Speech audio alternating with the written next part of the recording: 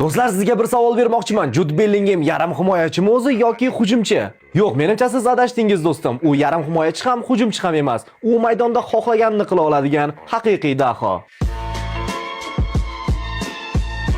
Umuman olganda Jude Bellingham bugun ham Norvegiya darvozasiga dubl qayd etyapti va Angliya terma jamoasi tarixida eng ko'p gol urgan yarim himoyachiga aylanib olyapti va u eslatib o'taman, atiga 23 yoshda. Jude, sen Bernabeuga kelganingda bir lahza ham ikkilanmagan eding. Boshqalar bu yerning qanday joy ekanligini tushunishi uchun yillar kerak bo'ladi. Sen esa dunyodagi eng talabchan jang maydoniga kelib, ilk oylardanoq jamoaning yetakchisiga aylanib olding. Klassikoda urilgan gollaring, Chempionlar Ligasidagi ajoyib gollaring, sen moslashish uchun vaqt talab qilmaydigan haqiqiy monster ekansan. Chunki monsterlar urushga moslashmaydi, urush ularga moslashadi. Har qanday turnir qizib ketgan paytda eng kulminatsion nuqtasiga kelganda Jude, sen maydondagi eng xavfli futbolchiga aylanasan va biz buni ko'rib ulgurdik. Yevroda Slovakiyaga qarshi chalqancha uslubda gol urganding, Meksikaga qarshi esa 98 soniya ichida dubl qayd etding-a? Go'yo rekordlar sen yugurib o'tganingdan keyin qoladigan iz xolos. Sendan oldingilar esa hech qachon senga yetisha olmaydi. Sen buni Yevroda aytding, Meksika va Norvegiyaga qarshi yana takrorlading. Bu kibr emas, bu jangda g'alaba qozongan va o'z pozitsiyasida hech kim unga tenglasha olmasligini biladigan monsterning xarakteri. Angliyaga 60 yildan beri yana o'sha sovrinni qo'lga kiritish orzu bo'lyapti.